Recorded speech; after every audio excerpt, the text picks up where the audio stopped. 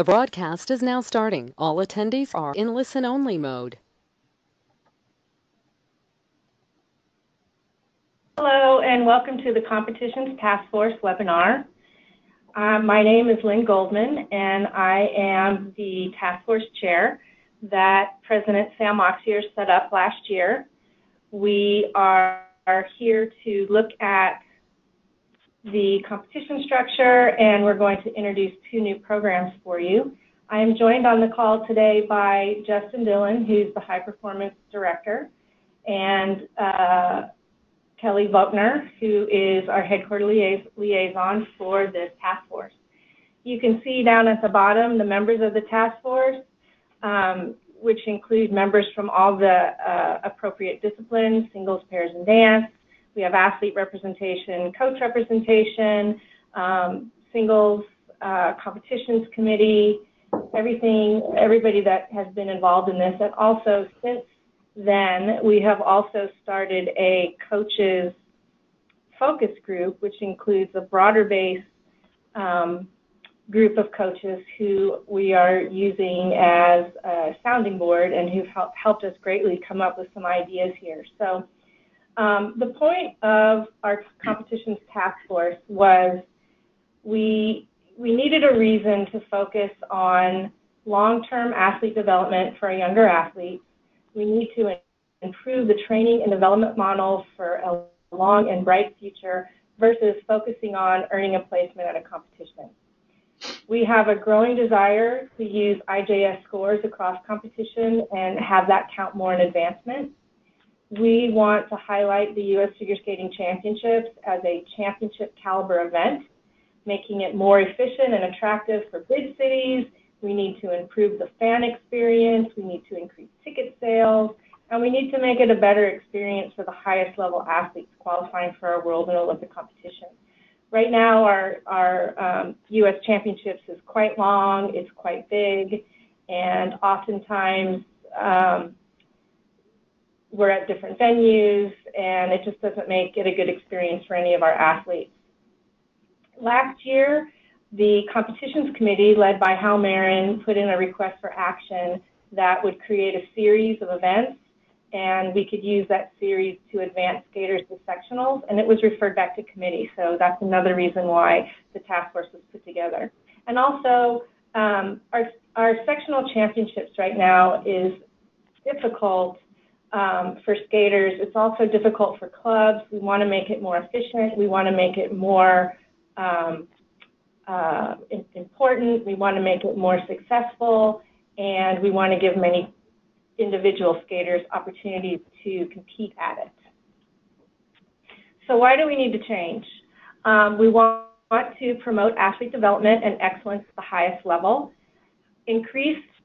Identify, develop, and promote is kind of our working theme here, because we want to increase the emphasis on training, education, and development for high-performance developmental level athletes. And we want to provide a meaningful experience for high-performance developmental athletes to be inspired by athletes of the highest levels at the U.S. Championships.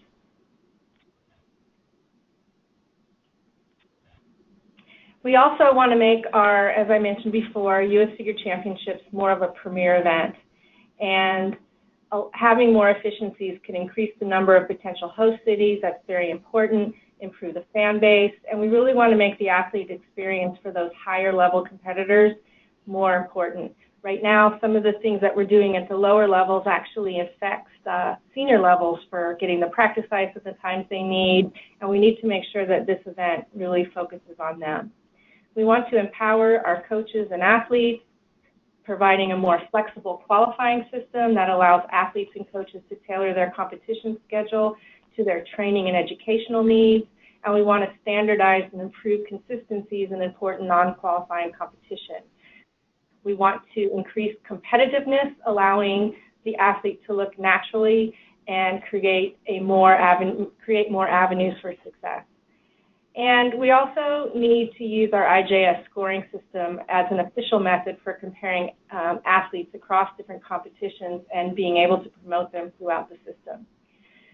So one of the new programs that we've developed is the national qualifying series. And what we want to do here is we want to take some of the non-qualifying competitions that are held every year, roughly between June 1st and September 1st, to participate in this series. And clubs would put in a bid to host one of these competitions. If they're already having a non-qualifying competition, they could request to be part of the series.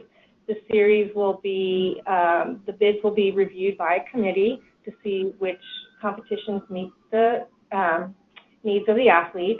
And we have come up with certain rules and guidelines for these competitions to follow. For example, they have to have a short and a long program to get a technical score, and we have to have a panel of officials that meet at a minimum level of appointment. So we're going to have a series for each discipline separately for singles, pairs, and dance. And so when the athlete, and if they choose to enter the series, they're going to enter the series, they're going to declare their section, but they can compete in any competition in the section that they want, in any location. Only their highest score will count. And we will run a ranking that's going to be tracked and published on the website after each competition. And then the athletes will be sorted by their section, and we'll have sectional and national results. So what will happen here is that the top skaters in each section will get a straight shot through to sectionals. They won't have to compete at regionals. They may compete at regionals if they want, but this lets us use the non-qualifying structure and feed into sectionals instead of skaters just having to go to regionals and qualify there. So moving on to the next new program, Justin, do you want to take over from here? Sounds good. So once the skaters have gone through the qualifying structure of doing the national qualifying series and then regionals as an option and sectionals as an option, they will participate in the National High Performance Development Team Camp. This camp will be in conjunction with the U.S. Championships. The athletes would arrive at the U.S. Championships and have a keynote speaker from one of our former champions to inspire the athletes and kick off the program. And it will be a 2 to 3 day program that will take place once the competition is finished. Our original intent when we had the juveniles and intermediates at the U.S. Championships was to have them be able to be exposed and be around those junior and senior athletes to be inspired and model their future based on what they've seen. And what we have currently doesn't allow for that. It doesn't enable the athletes the opportunity to interact, to watch, to be inspired, to really take in the U.S. Championships experience. This opportunity would allow the athletes with their parent and coach to watch the competition. They would watch the junior events. They would watch the senior events. Kelly will later present how some of the novices will be competing and participating in the junior event.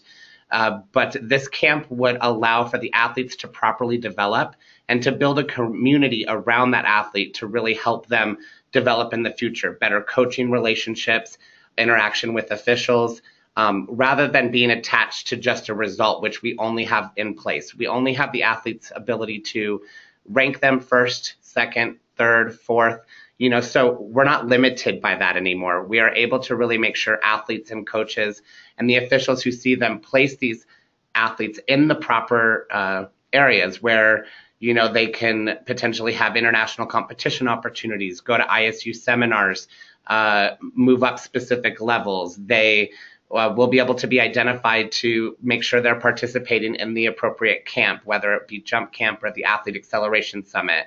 They will make those relationships, newer coaches with officials that can give them information to help guide their athlete through their career. The simulations that will take place will be, motivating for the athletes because they'll be able to train together. They'll be able to skate together, push one another, work on new jumps together, rather than just go out and put a piece of music on and finish in a specific placement. This is an environment where the top level faculty that we'll have both on and off the ice will take the athletes to the next level. The off-ice faculty will do comprehensive testing. They will look at like their flexibility, injury prevention, dance classes, other things that may not be available in their areas. And then the outreach will be to follow up with the athlete and coach to see what's in their area to be able to help them continue to move up through the ranks from juvenile intermediate, intermediate to novice, and so on. Thanks, Justin. So here's a look at overall how things are going to look a little bit different and how our different disciplines interact with each other. We're going to be making a few little tweaks to the names of some of our events so that they more accurately reflect what they are. In the blue, we have singles. In the red, we have pairs. And in the dark blue, we have dance. Essentially, each of them is going to start with a national qualifying series, as Lynn described, where they will compete throughout the country at these named non-qualifying competitions and obtain their national ranking, which can be used for their schools. It can be used to give top 10%, top 25%, and things like that, different types of awards. So it will serve a purpose to qualify both through the system and also an individual marker for skaters that maybe never got the chance to participate nationally. For example, juvenile athletes last year, we had roughly 700 juvenile girls throughout the country. This will allow those skaters to compete head to head locally through their competitions, but be able to say, I placed in the top 25th percentile and received some accolades for that. The second level of competition is what we now think of as our regional. This will become the regional singles challenge and the section pairs challenge and the section dance challenge. For example, that would be like your North Atlantic singles challenge, your Eastern pairs challenge, and your Eastern dance challenge.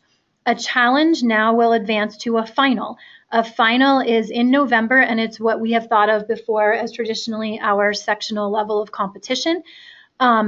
Keep in mind the region or the section denotes where the athletes are from, and the word challenge or final denotes how far they've made it through the system. So in November at our traditional sectional championships, we would have the 3 Eastern, Midwestern, Pacific Coast singles final, and then we would also have a U.S. pairs final and a U.S. dance final. And how that would work is all of the dance teams in the country would get a chance to compete together in one big event so that they have a better competitive experience versus being fractured into 3 smaller sections where they don't have head-to-head competition. So this would allow more teams the opportunity to see themselves on a bigger stage, but it would be held in conjunction with one of the singles final.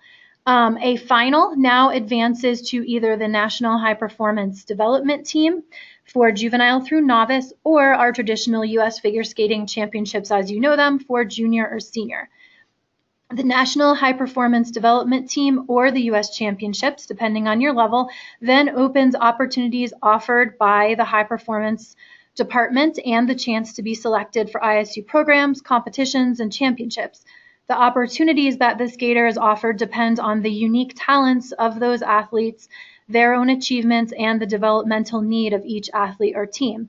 For example, you may have a high-performing novice lady that did very well at her section singles final. She made it to the National High Performance Team, and then it would be recommended what she needs to do to improve. Maybe she skates in a advanced novice international, maybe she skates in a junior international, but the point would be she would be looked at among other athletes that are similarly talented for her own unique abilities, not just she was novice 3 in the country.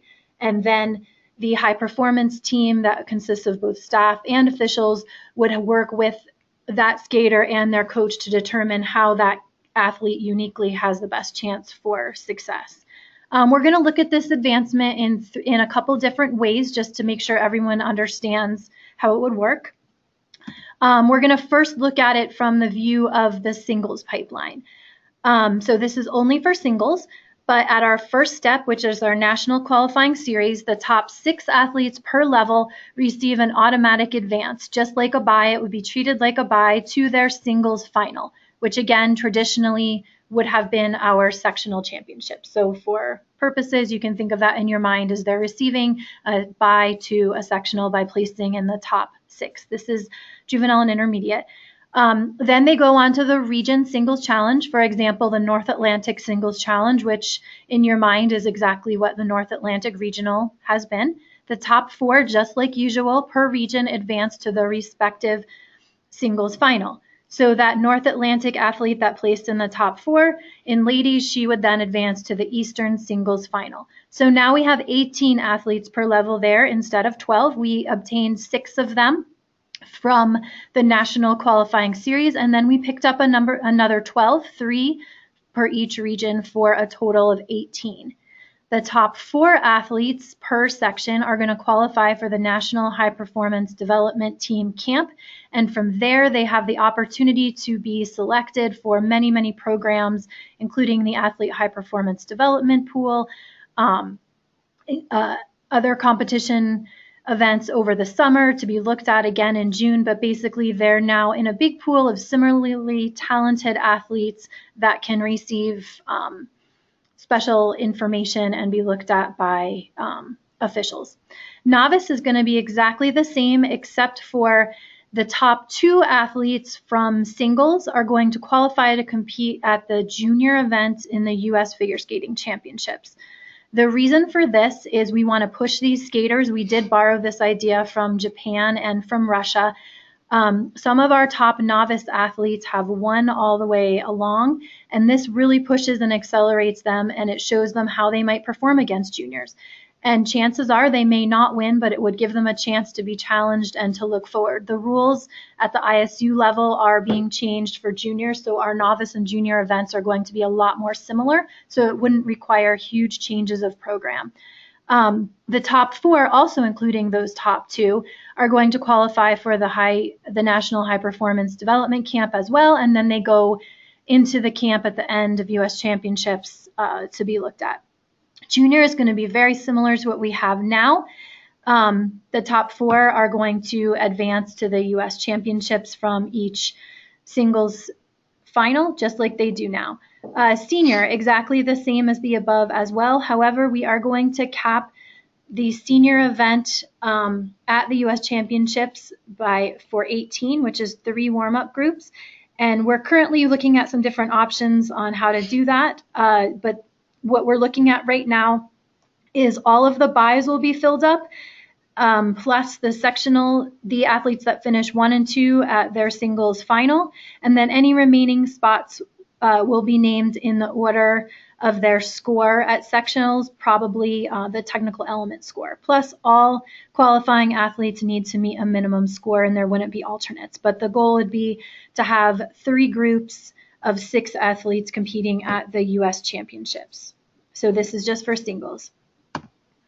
Pairs and dance. Again, very similar. We're going to start with our national qualifying series, which will be unique to pairs and unique to dance.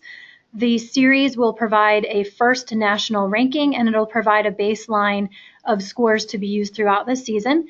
For juvenile through novice, we are looking at the approximate top 6 teams per level that would go to their now Eastern Dance Challenge, which would be held in October during our historic regional season.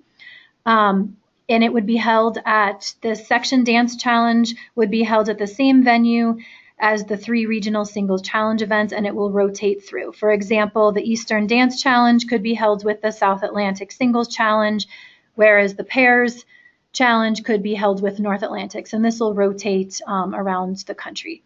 Teams must compete at their sectional challenge to qualify. They qualify now for the U.S. Pairs Final and the U.S. Dance Final. This is held in November. And the winner of those events would be the U.S. Dance or Pairs Final champion, for example. Of those, approximately the top 9 to 12 teams from the U.S. Pairs and the U.S. Dance Final would advance to the National High Performance Development Team Camp, which Justin already talked about, very similar to singles, where we're looking at the unique needs of these athletes and helping them determine their next best steps and what goes on. If there were to be novice international competitions, for example, their performance throughout the entire qualifying season plus this camp would help determine the best teams to send to those types of events. Junior would be exactly the same as above, plus the top 12 from the U.S. pairs final would advance to the U.S. figure skating championships. Pairs and dance would be the same. Senior, same thing as above. And from the U.S. pairs final, which would now be pretty much every team in the country except for those that have buys, a maximum of 12 pair and 15 dance teams would advance to compete at the U.S. championships. After the buys are determined, open spots are filled in order of their placement at the U.S. pairs or U.S. dance final, and qualifiers must also meet minimum scores. The minimum scores are going to be determined in combination of the discipline committees, the competitions committee, and then likely approved by the board and redone every single year to make sure that they're still appropriate. And this just gives you a calendar to show you how everything would fall. Singles, pairs, dance. So June through September, we have our national qualifying series competitions. In October, we have our challenge competitions. These would be our 9 region singles challenge events in the same time frame as our current regional championships. So those are pretty much the same thing. We would have our Eastern, Midwestern, and Pacific Coast Pairs Challenge and our Eastern, Midwestern, and Pacific Coast Dance Challenge.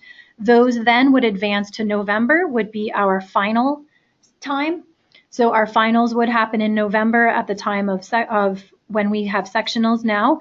We'd have our Eastern, Midwestern, and Pacific Coast Singles Final, our U.S. Pairs Final, and our U.S. Dance Final. And then in January, the juvenile through novice athletes would advance to the National High Performance Development Team Camp, and the juniors and seniors would advance to the U.S. Figure Skating Championships. Skaters in multiple disciplines. We want to ensure that we've thought of everybody. In 2018, there were 21 out of 600 and change athletes that competed in sectionals in 2 disciplines. The majority of them are in juvenile and intermediate.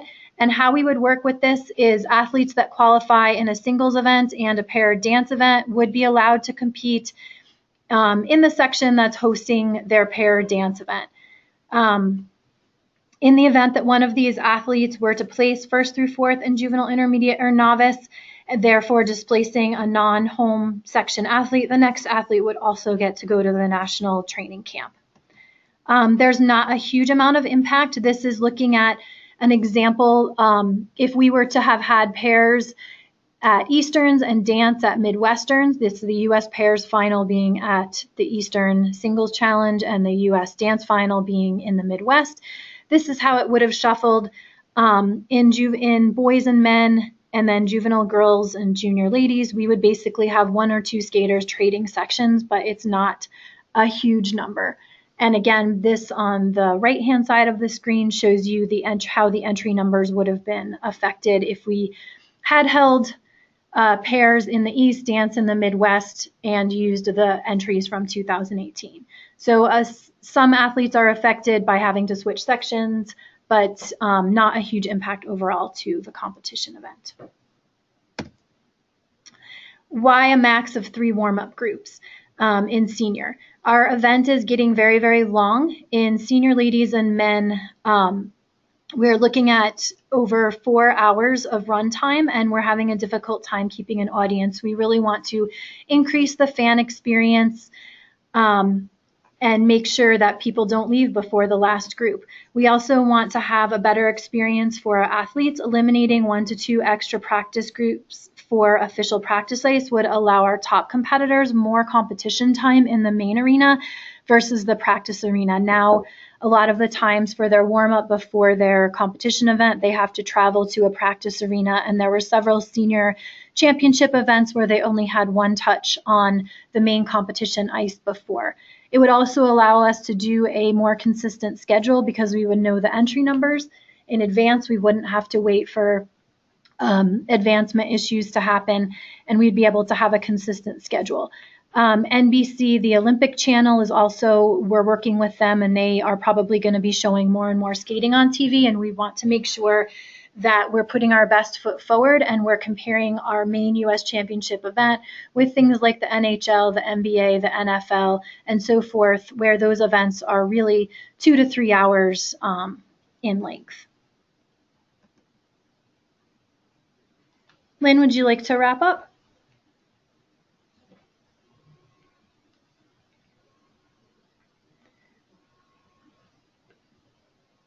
Okay, just looking at some final notes and details from the competition.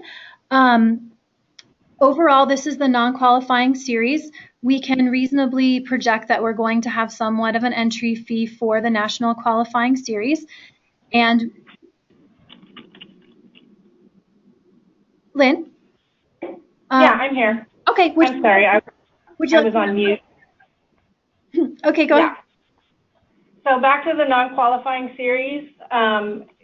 Again, this is an exciting new series that we're trying to do, and we want to have skaters be able to have a national ranking for their own achievement. This will help with schools and everything. We anticipate having at least one per region participate, and again, you can compete anywhere in the country you want, and your points will go towards your sectional. This also, the non-qualifying series will be using IJS points, probably total element score. That's still to be worked out, but also allowing kids based on placement to advance from what we call regionals now to sectional. So it's a hybrid between merging points and placement where we're at today.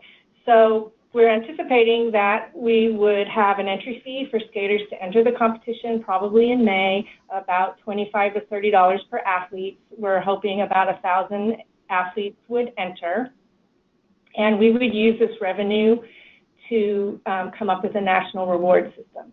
Also, there's concern that some of our officials may not get as much activity as they have had in the past. However, we are hoping that with these non-qualifying, the non-qualifying series, that they actually have more of an opportunity to participate in some of these higher level non-qualifying competitions. We don't anticipate a grant going to the competitions for hosting their non-qualifying competitions because they're doing these anyway. What we thought of for rewards for this system is obviously the national ranking. That's very important for skater schools and participations moving forward. We thought about maybe gold, silver, and bronze pins, depending upon where you end up in the series, nationally and sectionally.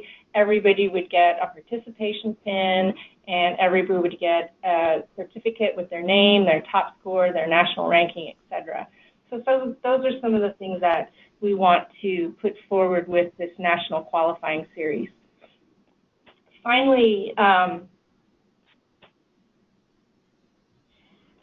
so we want to add more flexibility in the competitive pipeline for athletes and coaches so they can choose the most appropriate training and education calendar for them.